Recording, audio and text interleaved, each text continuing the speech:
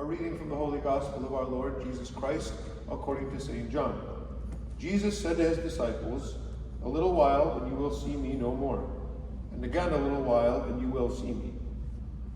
Some of his disciples said to one another, "What is this that he says to us? A little while and you will not see me, and again a little while and you will see me. And because I go to the Father." They said, "What does he mean by a little while? We do not know what he means." Jesus knew that they wanted to ask him, so he said to them, "Is this what you are asking yourselves? What I meant by saying, 'A little while and you will not see me, and again a little while and you will see me'? Truly, truly, I say to you, you will weep and lament, and the world will rejoice. But you will be sorrowful, but your sorrow will turn into joy." When a woman is in labor, she has sorrow because her hour has come. But when she is delivered of the child, she no longer remembers the anguish for joy that a child is born into the world.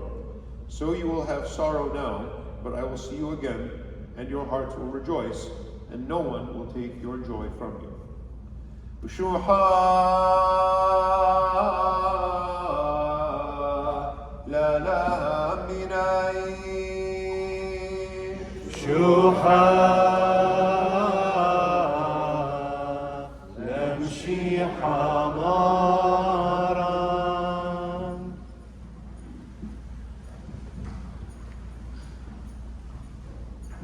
Why can't I see God right now? Where is God in my life right now? I felt that way in a number of sort of times in my life, and I think a lot of people feel that way, and I think the longer you live, the more opportunities you'll have to feel that way. And pain is a reality that we all face in different ways. Sometimes when we're going through pain or discomfort or sadness, especially something for a long time, one of the reactions that I think is pretty common is that we flee, we run away from that pain into some kind of distraction. You know, we feel like it's just a bad thing to feel sad, and so we block it out. We think of something else. I don't know, sometimes drug ourselves. There's a lot of different ways we can stop the pain from at least surfacing, kind of push it down in various ways. That can be pretty destructive if we do it that way. That's how you kind of destroy yourself so that you don't feel the pain that you're feeling. It's kind of like, you know, I have some kind of pain in my hand, and so I chop off my hand so I don't feel that pain. That's what we do when we drug ourselves and try to get away from that sadness. Another way is we can ask, what did I do wrong? And we can do this with all sincerity, and in fact, it's more common to do that with other people. When we see other people suffering, not even maliciously, it's just kind of maybe something that comes to our mind in an almost natural way. I see somebody else suffering, and my instinct is to say, well, they must have done something wrong. The book of Job has a lot of this in there. His friends come and they say to him, well, you must have done something wrong if you're suffering this much. And it happens a lot, kind of in human society. You know, even sometimes it comes down to like, I got a cold. I got a cold. I got a cold last week, actually. That's what I'm thinking about it. What do we say? What do people tell me when I get a cold? Well, you were outside too long. You should have worn a jacket, right? Parents will say that to their kids. Sometimes, but like mom and dad, sometimes people just get a cold and it's not their fault. Sometimes things just happen. It's not this one-to-one cause and effect relationship. A bad thing happened, and it must only be because you did a bad thing. That's not the way the world works. I wish it was that logical. It's not. So that one is kind of childish. We try to make sense of it.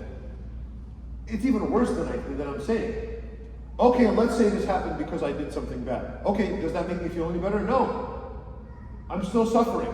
So even if we were to answer the question of why this happened, what did I do wrong? We're still going to feel sad. So it's not going to help anyway, even if we're right. Maybe the worst way to deal with it is to be angry at God. The last one was about being angry at ourselves. Oh, I should have done that. I'm so dumb. I should never have done that. we're mad at ourselves, that just makes us feel worse. Even worse than that is to be angry at God, as if he did something wrong in allowing me to suffer this pain. Another way to deal with this is to have the attitude of, I'm sad, there's some kind of suffering, something bad is happening in my life, therefore I have to fix it right now. Every second that passes, that this inconvenience is still there, something wrong is happening. This person is irritating in some way, they have to fix it right now. Their personality has to change in this moment because it's making me upset. This situation is happening in my life. Do what you can. But the apostles say, what does he mean by a little while? Sometimes it's longer than you think. And sometimes all your problems are not going to get fixed by some act of the will. So how does Jesus deal with this? He doesn't see sadness as a wrong thing that's happening that has to be fixed immediately. You know what Jesus says? He says, truly, truly, I say to you, you will weep. You know what Jesus says to us when we're sad? Be sad. Be sad sometimes. It's not the end of the world. It's okay to be sad. And it's okay that life sometimes is sad. That's just the way things are. Well, how are we supposed to think about it?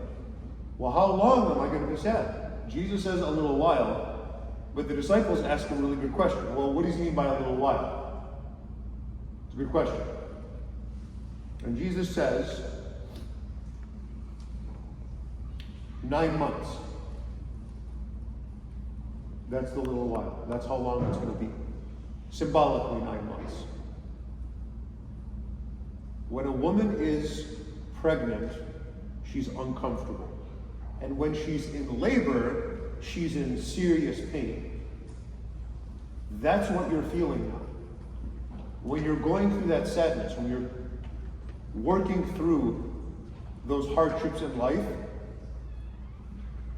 what you are doing is creating life. You are carrying a new human being within you. And the new human being that you're bringing to term is you.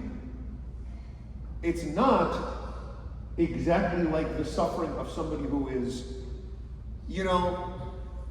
I'm starting a new business, and you know what? I'm not going to be able to buy everything I want because my money's going to be tied up in this business, so I'm going to have to be a little bit uncomfortable right now. I'm going to have to live a simple lifestyle, no restaurants for a little while until this business gets off the ground. Great.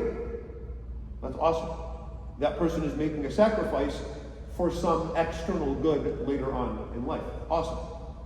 But what Jesus is saying is something even deeper than that.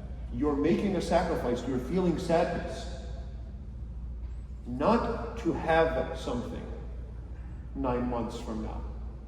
You're feeling sadness to become something 9 months from now, some symbolic 9 months from now.